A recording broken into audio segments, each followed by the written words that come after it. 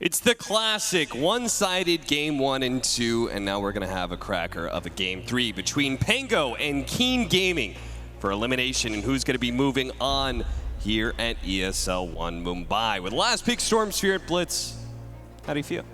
I think I like it. I think that it's a little bit annoying playing against like Earth Spirit and some of these tankier cores, but like the Orchid build, I think in this game especially, is going to have a ton of value.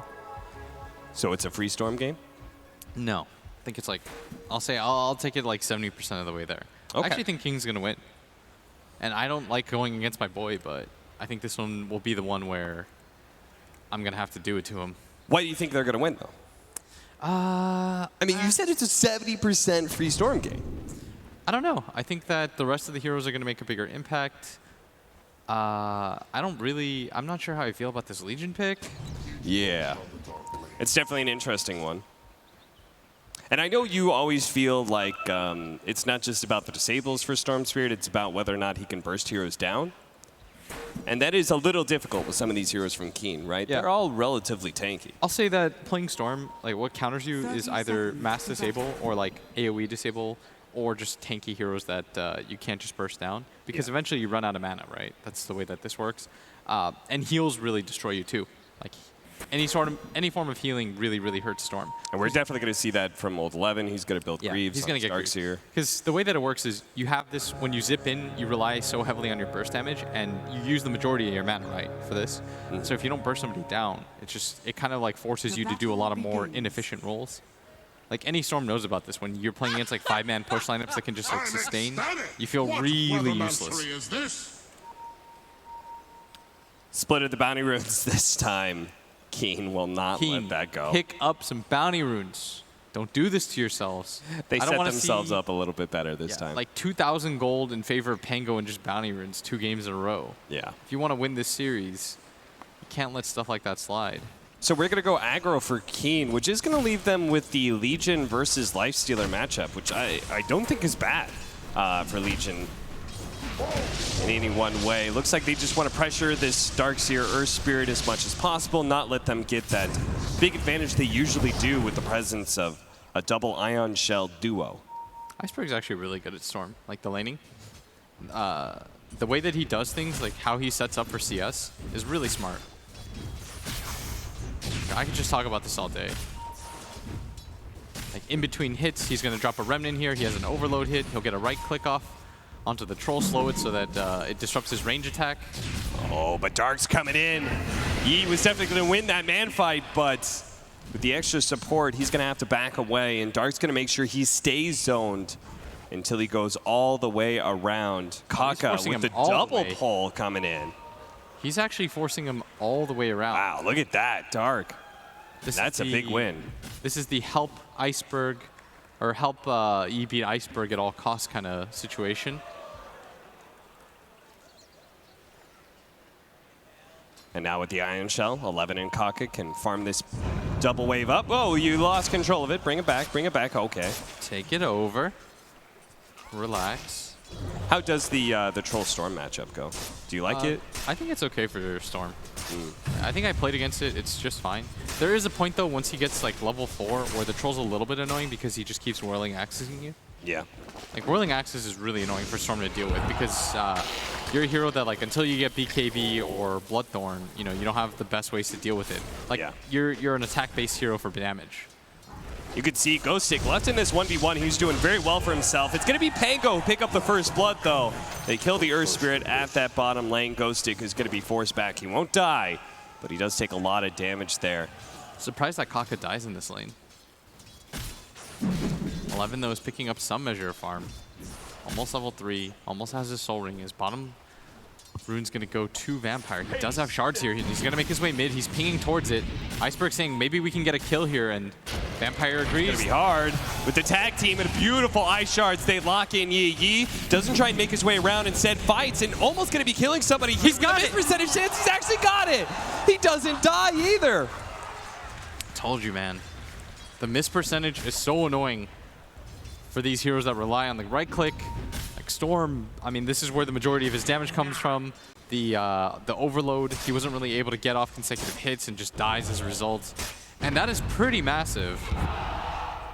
Man, Ghostic. Like, he had the 1v1, and so he went for this 2-0-1 build, does not get a level of his W, his press the attack, which he really needs against open wounds as well as this damage over time from the I mean, I figured that overwhelming odds would be, especially if you get a one-on-one, the last spell that you want to go for the max in. Yeah, I agree. Like, even going for like something like 0-1-2 and getting 2 points of the moment of courage so you can trade with the feast. Yeah. I think is a better idea.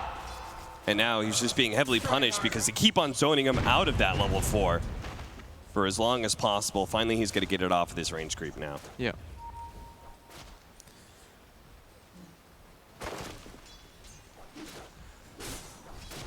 Our Juggernaut and Storm Spirit are top CS right now. There you go. You see it. It just removes the damage that comes out from the Jakiro and fights Old Chicken during that open wounds time instead of trying to run away. On Iceberg, I mean, he's committing for this rune.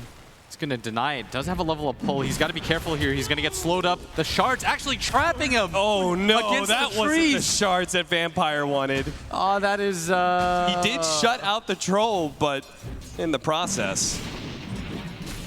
He's just like, sure. Apparently, Slayer's going to apologize for Vampire. We take those. We take those. Don't get tilted, man.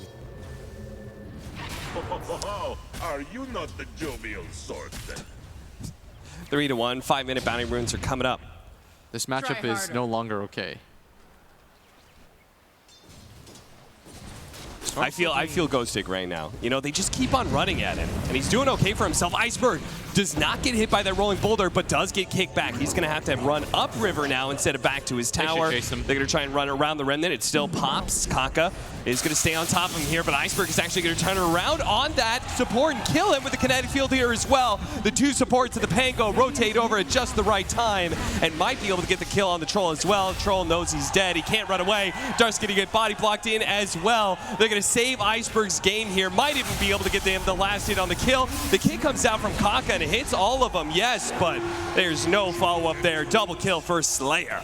Man, they actually rotated 4 heroes just to make sure. And I like this because I think it was very easy for Iceberg to just get tilted there, but his entire team makes their way forward. It all starts with the fact that they missed the roll. As you can see, the crowd loves it. Yeah, you can hear it from them. I mean, Iceberg, if he knows, like, he's still doing fine in CS. Yep. I thought the chase was okay before literally everybody TP'd in to help, though. Gonna try go for Ghostic here. He removes off that open wounds, and removing the slow does mean that Kaka whiffs another roll in. He goes for the kick back onto Ghostic. Ghostic just turns and fights Kaka as best as possible, hoping that Slayer will be able to finish him off, and he does get some recompense here. He's gonna try and go for the pushback there on Old Chicken. The glimpse doesn't succeed though, but Iceberg sees his opportunity. He's not level 6 though. If he is level 6, this is guaranteed kills on Dark, and maybe on the two of them. Old Chicken's gonna use his infest to be able to jump into the creeps. Fortunately, there's Ghostic there with the press the attack to heal up Iceberg a bit. Old Chicken and Dark will be able to survive that big tower dive they just did and a rotation from the Storm Spirit. Yeah, that was a big one, but he was going to end up going to the jungle anyways because he wants to get his level 6 here, not get pressured. 11 doesn't really want to challenge the Juggernaut in lane. You don't really pressure that lane. He's getting a lot of farm though. Yeah. He's got a soul ring, he's got a headdress, he's already level 6. He's been put into a very good position here just by passively being able to cut the wave, and that's because the supports haven't been able to stop him when he decides to go for that. The Disruptor, obviously Slayer's playing really well by the way, but he's been forced to move up and down the lanes to just sort of reset the lanes a little bit. You think that's why they started off that aggro tri-lane and then they did that big pulling? They knew that the Darkseer needed those first couple of levels. Yeah, I think so. Like, you just have to set him up with his level 2 Ion Shell, then it's really efficient for him to get those trades as IE. Ghostic being dove here in the top lane, but he turns around with the overwhelming odds and actually fights them, especially with Iceberg TPing in. And again, not quite level 6. The Snowball's going to buy him a little bit of time, but the Troll's still going to be able to pick up that kill. And they get the kill by himself. I mean, you just kind of hear both the supports rotated over. All 3 cores were at top at one point. Yeah, he's definitely doing a lot of work here. The Storm Spirit has abandoned that lane. The supports are dying somehow against a Troll. Yeah, well done by Slayer, though, to deny the rune. Still, the top net worth is that Juggernaut. Not too far behind is the Lifestealer. What a big difference, though, in the net worth of the Troll, who's gotten total free farm and a couple of kills, and this Storm Spirit, who's been forced out of lane. 1,000 net worth difference between the two of them. Old 11 does have the surge up. He's going to throw down the wall to slow him down to try and get the illusion. It was a good idea, but unfortunately the RNG wasn't there. The Troll managed to get off his ultimate at just the right time. Iceberg could get the disable in, and now Vampire's going to be locked down by this Troll. All these TP rotations from both Dark as well as Old Chicken trying to help him out and get these kills, but they actually don't get anything. Somehow the Tusk gets a nice Ice Shard block. Ghostic has pressed the attack to run away from the Lifestealer. So I guess the way that works is the duel does not priority keep him there? Because you saw he was dueled, right? And he was running at the... I haven't seen that interaction like that. That is weird.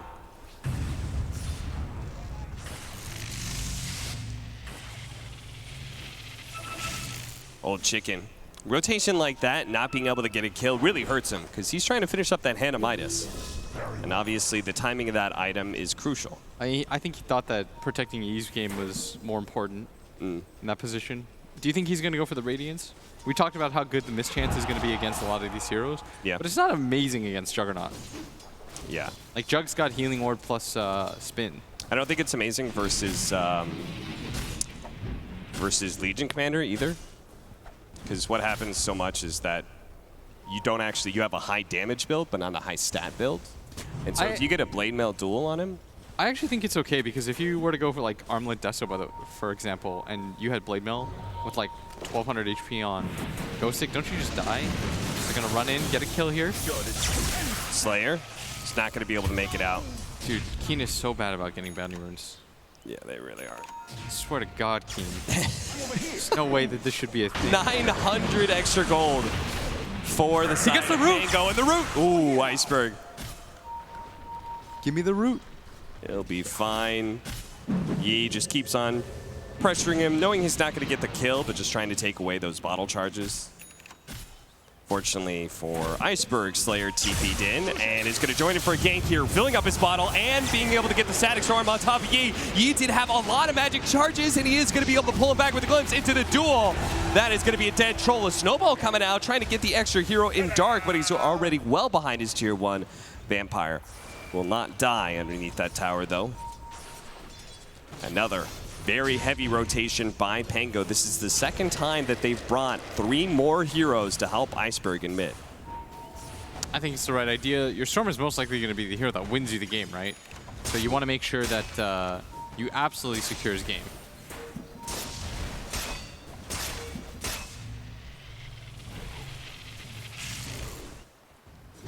That's mine. Kaka. Difference in these 4 positions when it comes to their levels. Vampire just picked up his level 5. Kaka's been level 6 for a bit. And that's just all those rotations from Pango into that mid lane, right? They're grouping up so much, and while they are getting some kills, they're splitting the experience, while someone like Kaka has just been able to chill out in lane. Smoke up right now from the Troll and the Darkseer. Darkseer's wrapping in to mid, backing up this Troll who's trying to push down this tier 1 tower. They assume that there's going to be a rotation over and potentially an attempted gank or something on Yi, and they could try and fight this. Iceberg's going to be the one to show up, immediately jumps onto the Jakiro, pulls back Old 11 as well with TP coming in from Ghostic. They really want to be able to slow down Old 11 long enough they could get a dual catch. The glimpse back onto Kaka as he rotated over from bottom, TP'd in into mid. Oh, that was the wall drop too, just for the vision. Is Slayer trying to sandwich him here, but he's going to run upwards very smartly. He has a ward there too, is Yi. Gonna guess wrong. He's in fact gonna go to the left, and Slayer is gonna make his way out, no problem. Tower is under attack. And he'll just start running back to mid, where he was originally trying to set up for the rest of Pango. He's gonna be here again, gets the glimpse to the other side of the Ice Shards for Dark. Iceberg's gonna be able to snag that Jakiro. That's gonna be a pretty easy kill. A bigger question is whether or not this Lifestealer gets out, as he is now being controlled up in the Static Storm kinetic field, but he's very healthy, and Ghostic doesn't have any real damage right now. He's gonna come in with the double damage. Iceberg's a little low, has enough for one good jump though. The important thing is he's pushed back, allowing this double damage to go to work and take that tower. Ghostic very bravely tries to go in and try and get that deny. Doesn't get it though. The double damage Troll is too hard to beat. And the good news for the Pango is like Ghostic's Purge is so good in this game. Yeah. Just constantly refreshing through. It's going to be really useful when his Storm jumps in too and he needs to fall right back behind him. And if you notice, by the way, the Lifestealers ended up going for the armlet. Like, he has the armlet queued up, so I guess he is going for the right-click build. Maybe he thinks that Ghostix's game isn't going so well that he can match item timing. Yeah. Or that he think he'll be able to out lifesteal through the feast. What do you think? I mean, I think it's, again, just the... If you have Radiance and Midas, you're right-clicking really hard, but you have no stats to back it up. This build, at least you have the stats, right? At least you're tanky. And I guess Feast is pretty good for just being able to trade against Blade Mail. Yeah. You don't even know if Ghostic will get that item for sure, as, I mean, he's got not that queued up. I think at some point too, you probably want an Abyssal Blade on your Lifestealer to be able to deal with the Storm. Like, you want one of your cores to be able to catch him down. And being able to do like Feast, Basher bombs and stuff like that, I think aren't bad. So what do you build as Troll against Storm Spirit? Like, how do you build this hero? I think you just stat go him up? statty. Just go real Just like an stat. SNY sort of build? And if you can outlast his like initial burst in with the Legion Commander, I think you're in a really good spot. Yeah. Well, right now he's building Vlad's Diffusal is his item build.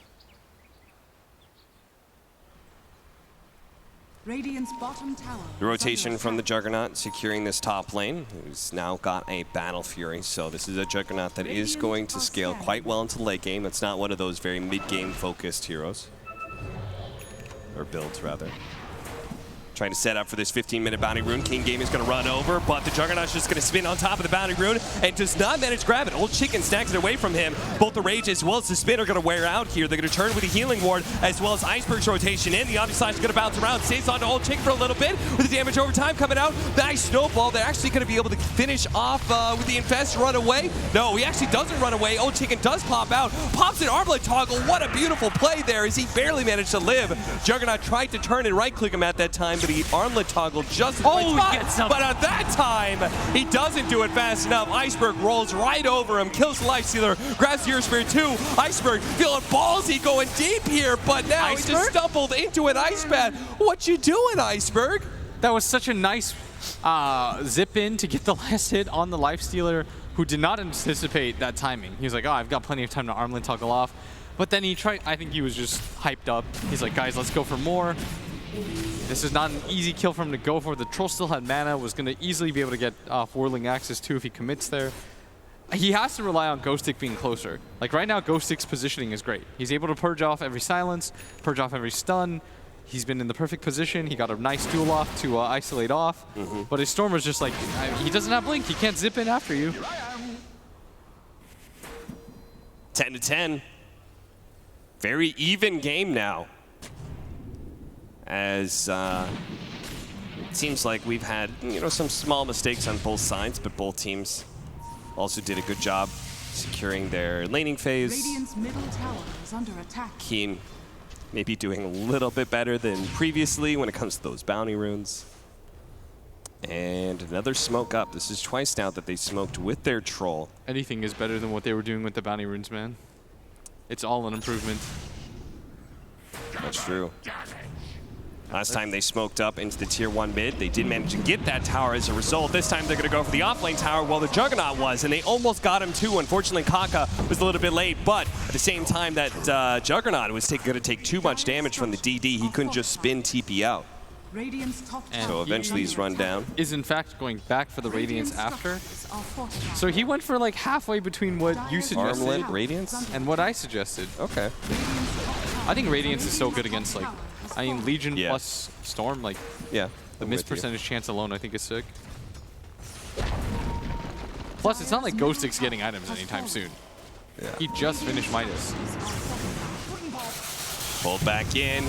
Into the Static Storm he goes. Kaka. I love how Iceberg just kind of sits there and waits to make sure he's going to get the last hit on the kill. They're going to lose But their tier still, Keen, they got tier 1 and tier 2 offlane for the mid tier 1 and a pick off in the Earth Spirit.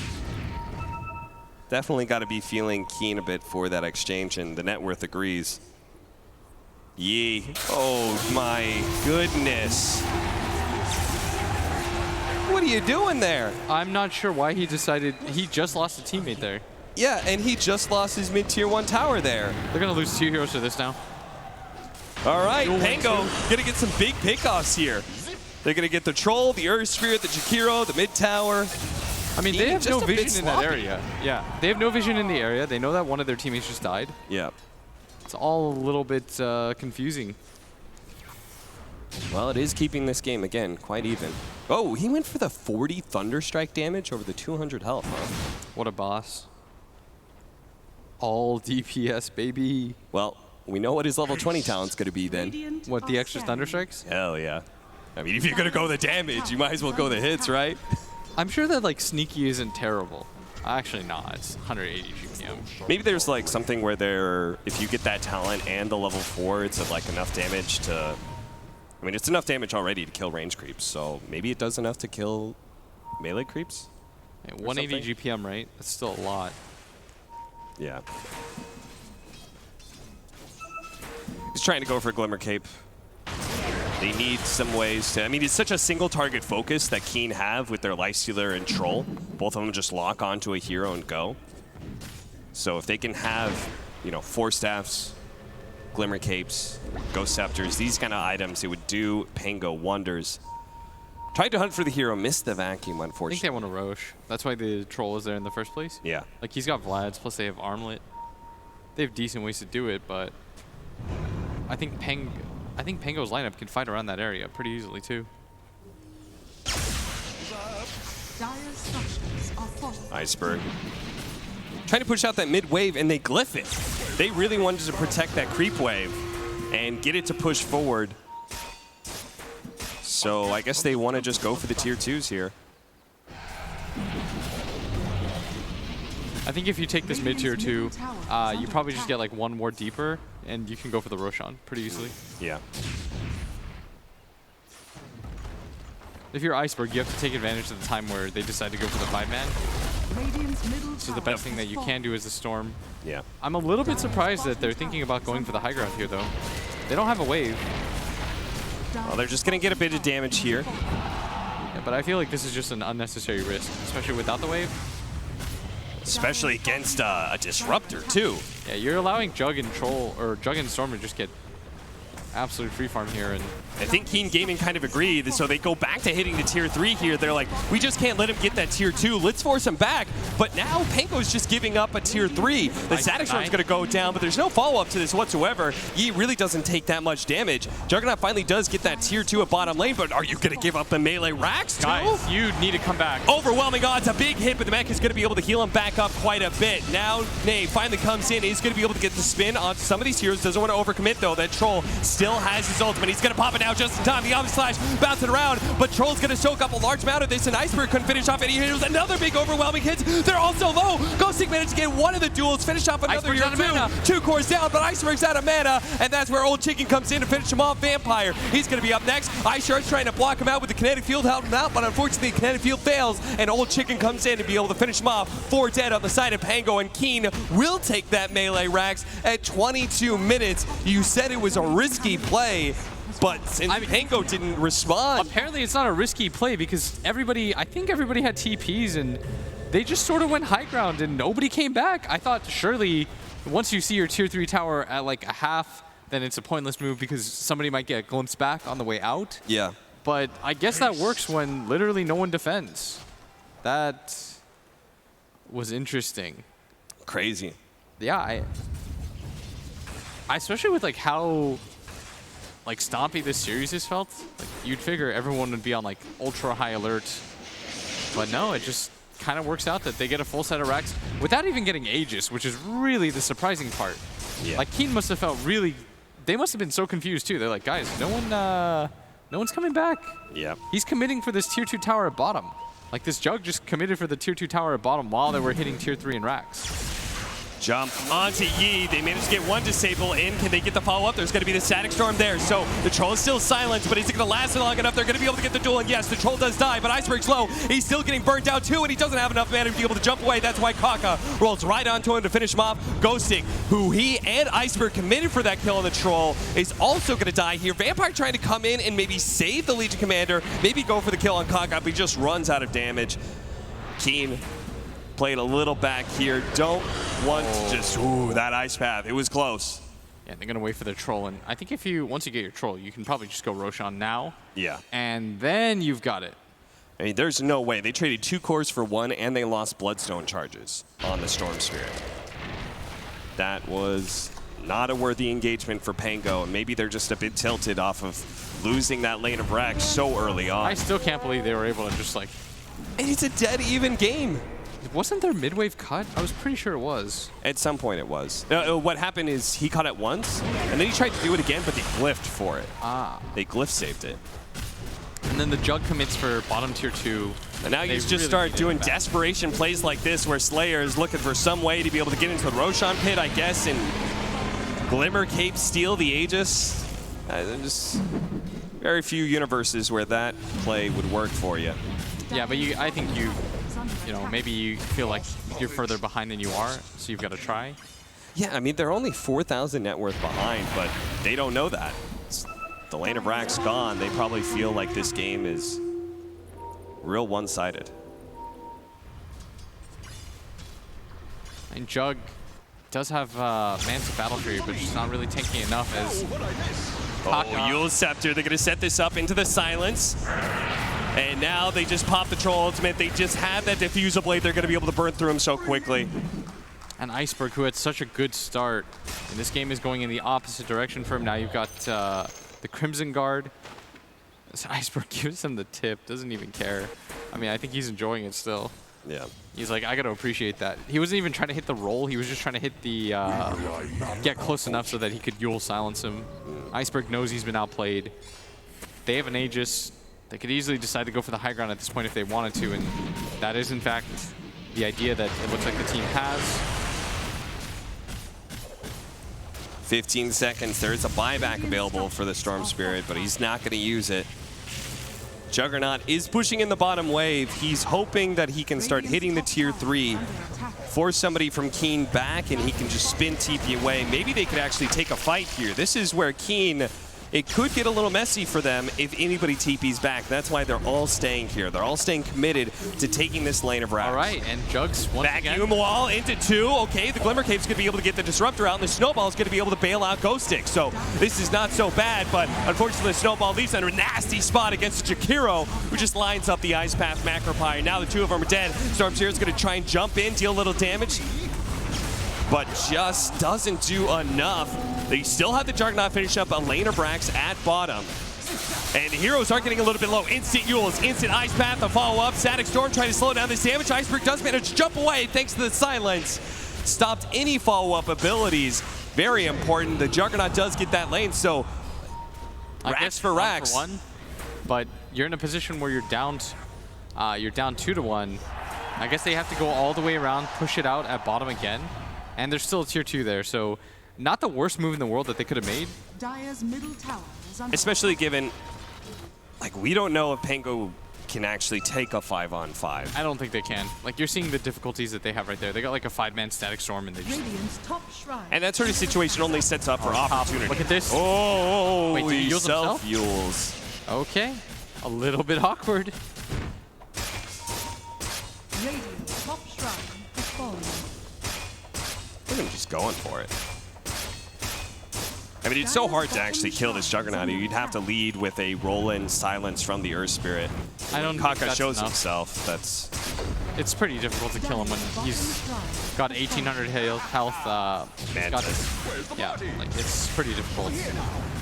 That's why he just keeps on trying to hunt Iceberg instead. But Iceberg is going to play it way more elusive than he did last time. Radiant's middle tower. He'll make safe, long jumps away.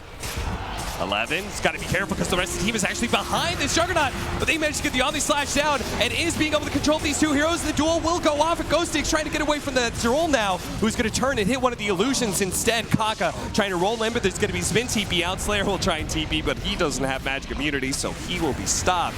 But a big kill. Managed to get the Darkseer. That's also a dual win for Ghost Stick, who's now up to 74 damage. And good hidden position there from Vampire. BKB completed by E. So they want to make use of this Aegis. It looks like he wants to go back to the SNY too. Meanwhile, an Orchid for Iceberg. Very good pickup for him. But I think he might have considered getting this before going for the Kaya. Is under attack. Just because that silence is so good against Darkseer and Lifestealer. Yeah. Was good against the Troll, now he's got BKB though. BKB Troll makes this game really complicated. Yeah. And you could see Keen Gaming set up another one. Let's just keep going. guys Let's need just to go for come that final back. push. And this time, Pango, they cannot trade Raxes. This is going to be Megas. They have to come back.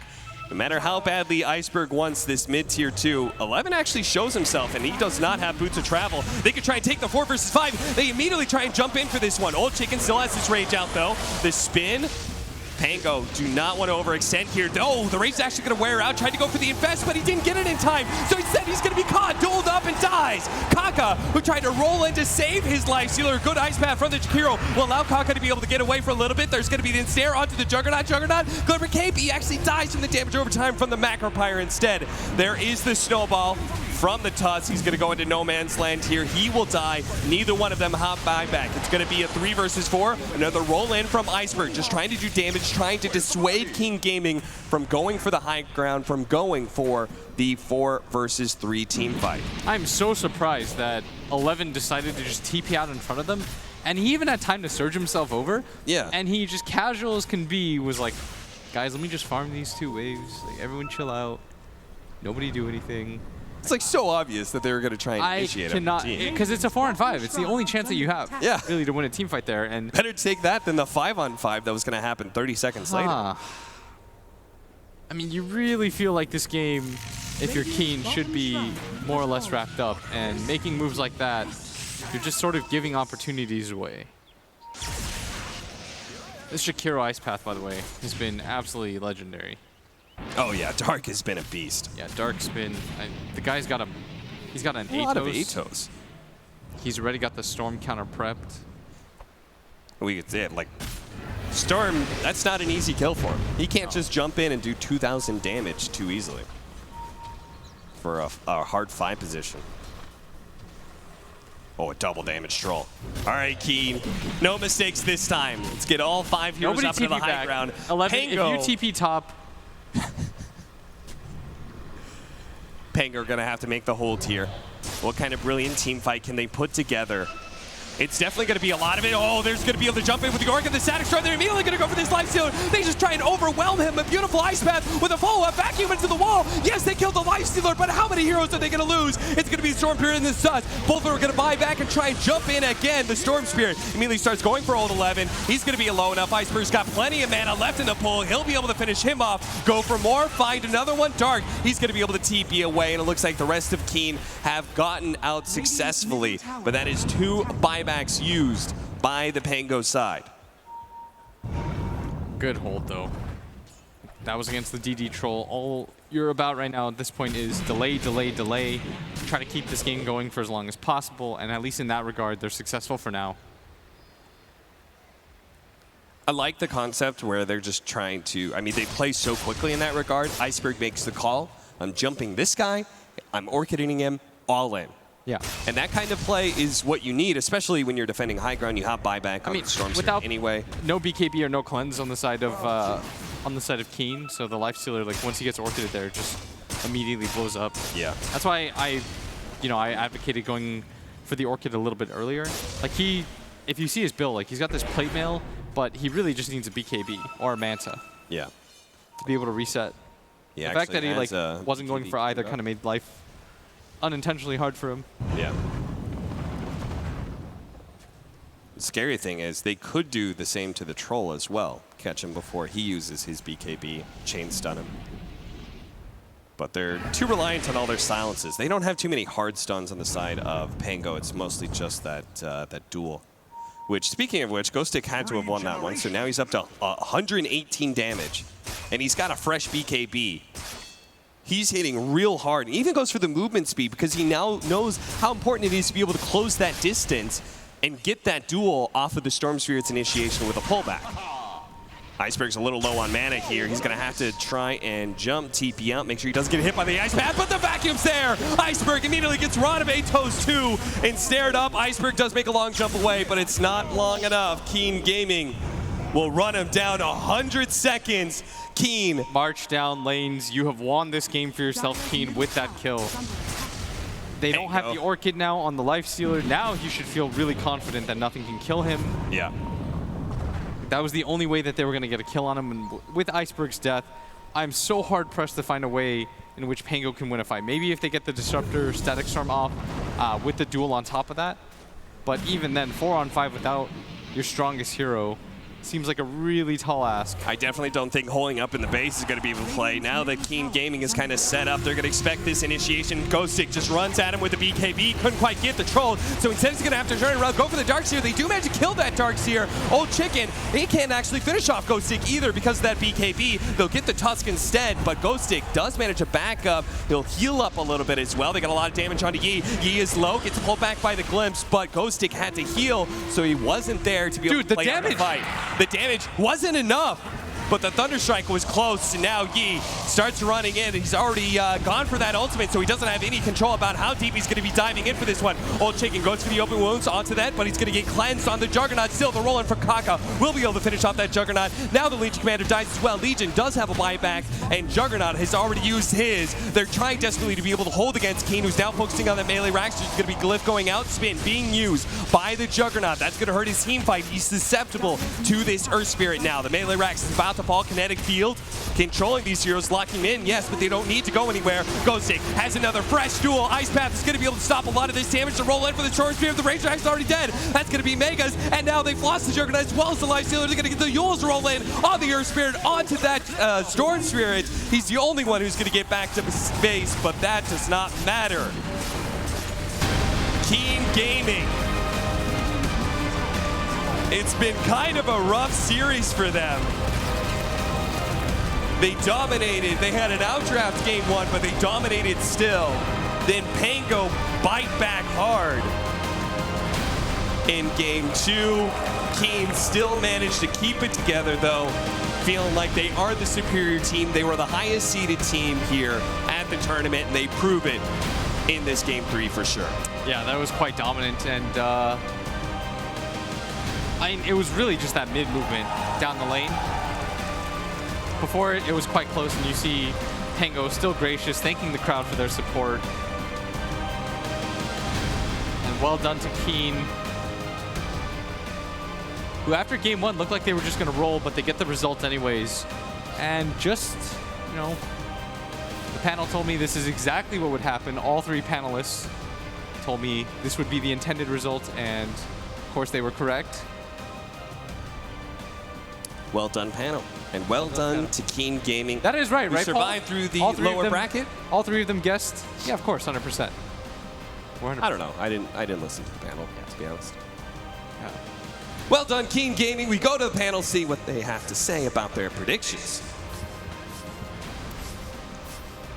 Thank you very much, gents. Yes, a victory in the end for the #1 team seeded here at ESL One Mumbai, but it is goodbye to the Pango, although I have to say the crowd have definitely enjoyed watching them play on this stage. It wasn't quite what we wanted as a third game, but the early signs were good, weren't they? It looked quite close in the early game. It was much more even than Yeah. either of game one or game two. And you know, teams came in, I think, with the right kind of focus. Just a couple of things for the Pango, sort of letting them down. I think throughout the rest of the tournament, we were talking about Ghostic as this super consistent player. He's been having a really, really good time.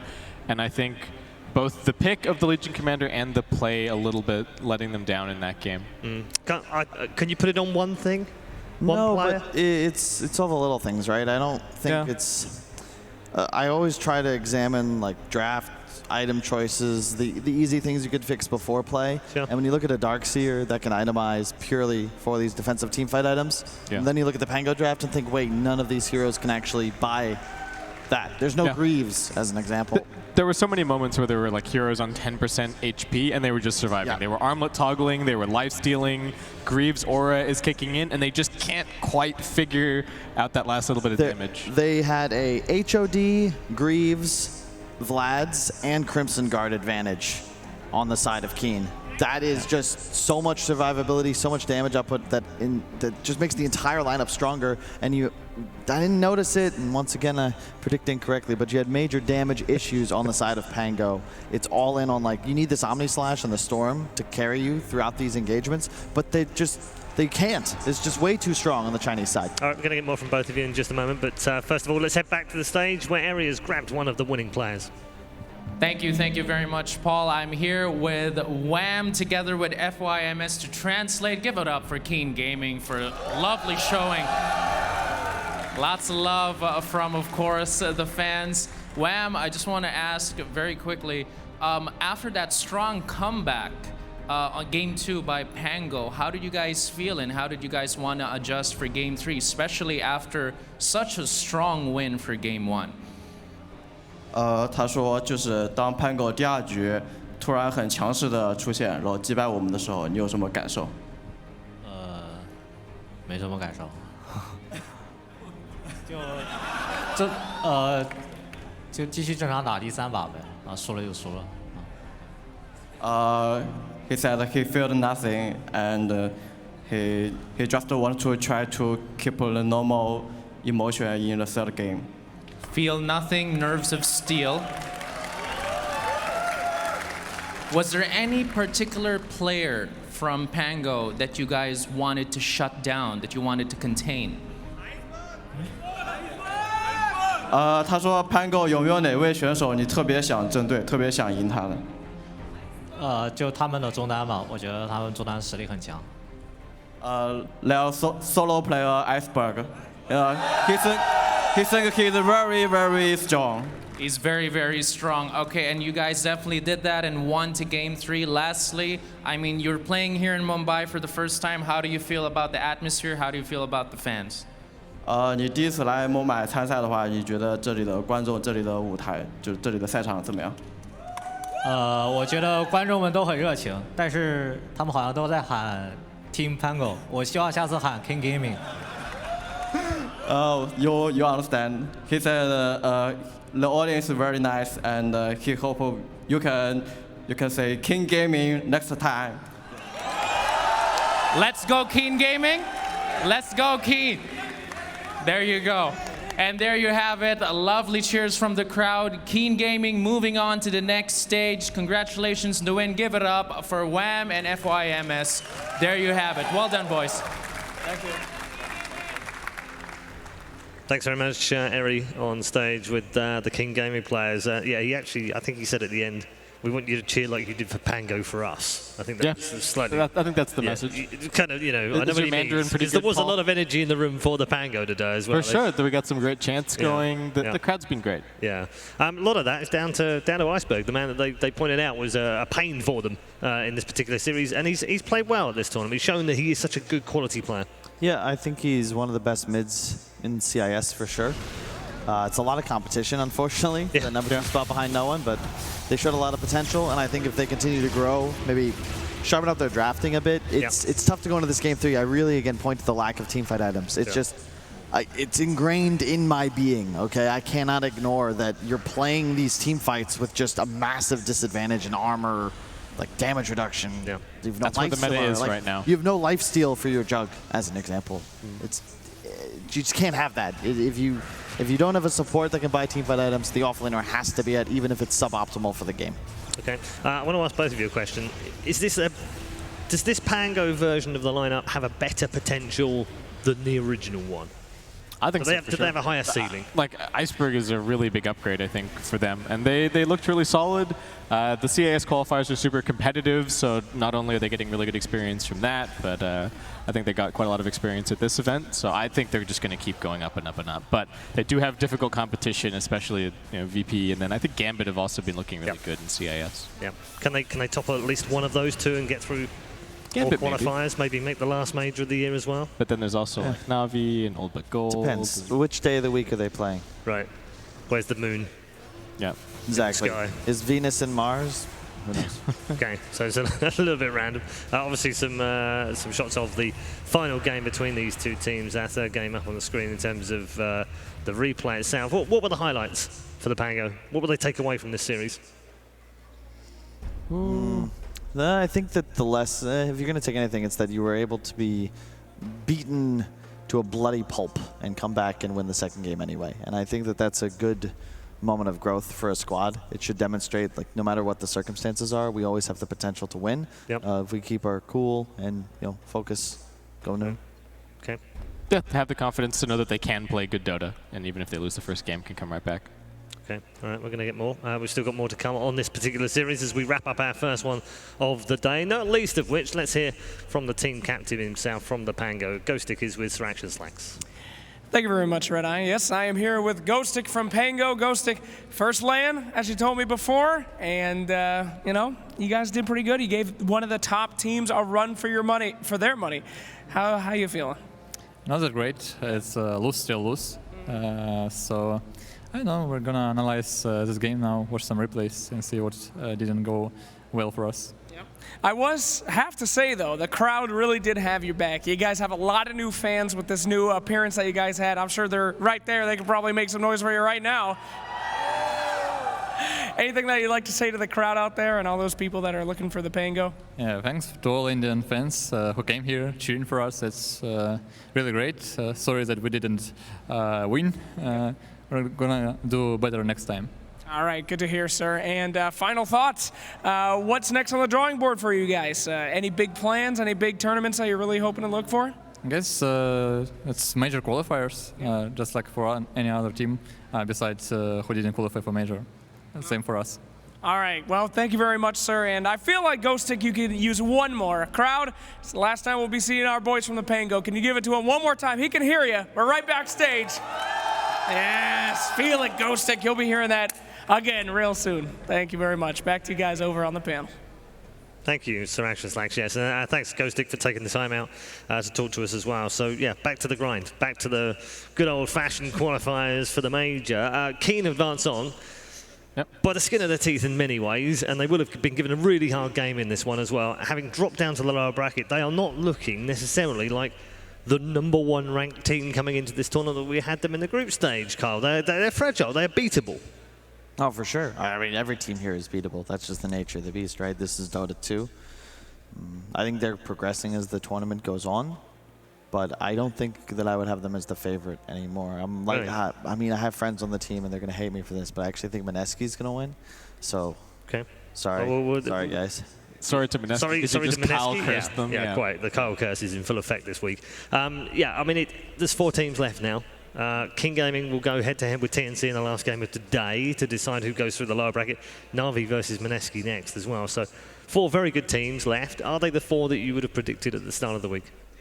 I'm just going to have a quick look at the team list. I think so. I think this is firmly the top 4, maybe in a slightly different order than we were expecting, but very much the teams that we were hoping to see in this last kind of got there in the end, but via a completely different, unorthodox route. Yeah. I think after the group stage, maybe people were a bit higher on Team. And Mineski came out and absolutely crushed them. And I think if you look at the results, it just sort of demonstrates the importance of sticking together as a roster. Mineski could take a note from that as well. Yeah. As they are bringing back their old teammate. They're trying. The 4 teams with the most experience playing together are the ones succeeding. I don't think that that's a coincidence. Okay. Let's catch up with one other member of our broadcast crew, a part of the show that we all look forward to. Purge, let's see what he's got for us from game number 3. The Pango had some trouble that game, and it's mostly because their draft is very focused around the laning stage. They got some crucial losses in some of those early ganks, and it kind of led to this opportunity for Keen to just kind of death push down the mid lane. And then the Pango basically found themselves in this position where they didn't have any heroes that were very good at counter pushing. The Tusk skilled completely for his 3rd skill, that way he could amplify the damage that the Legion Commander and the Jug Omnislash and the Storm right clicks could do. The Disruptor has all these points and glimpse, and they just couldn't stop Keen from hitting buildings. They were also trying to split push in the meantime. They were both hitting these item timings. Jug had finished Battle Fury, but hadn't really gotten a lot of time to hit creeps. Storm Spirit was trying to finish his Bloodstone. So as a result, Keen just got to go high ground with these early items and the Vlads on the Troll Warlords. So they were able to take this really early racks, even with some defense from Pango. They lost a bunch of heroes here. Later on, they get a Storm pick off on the top lane after right before getting the Disruptor kill, and they do the same thing. We're only 25 minutes in. It was even in the last clip, but now they're up 5K. So basically just having these this lack of counter push that Pango had and the fact that they lost the lanes and they did worse than they were supposed to led them to this point where Keen just recognizes their lackings and easily took the 2 racks and basically ran away with the game because of it. Good stuff. Thank you very much, Purge. Just a reminder for you as well, if you haven't already voted, please do so now. We've got the Mountain Dew Amp Game Fuel Power Plays. There's 4 to choose from, of course. The first one is Kaka's Winter Curse from, actually this was the counter initiation, actually, in game number 1. Yeah, not bad. We saw, I'm thinking one of these other 4 might be the same because there were so many Wyvern Puck counter initiates. His positioning was sick. Oh, this juke was Yeah, great, this actually. juke was really nice, the Ursa. That's 1 tree there, and he managed This is the, actually this is a poor piece of play, I think. Well, not poor, but Storm gets caught here, doesn't he? He does. Is this the bit where the Storm got caught? Yeah. You can see how the Omni Slash, like, it just feels like it doesn't do nearly enough damage. Yeah. And this is the old Chicken Infest in game number 3. So there you go. So those are the 4. Which ones do you like? Which ones do you want Purge to break down? I think the Winter's Curse. Winter Curse? I really Yeah, like that's the quite cool, positioning isn't it? on that one. I think there's some cool stuff to talk about there. I'd agree. All right, well, we'll see what one wins the vote because you have the choice to vote on those, so make sure you're getting voting right now, and then after break, we'll get Purge to break down one of those 4 in the power plays. That's it right now from our first series here at ESL One Mumbai on day number 2 in the Dome right now, but 2 more series to come, and next up, I'm really looking forward to this one. I know the crowd are too. They get their first mitts on Mineski and Na'Vi as they go head-to-head in the upper bracket final.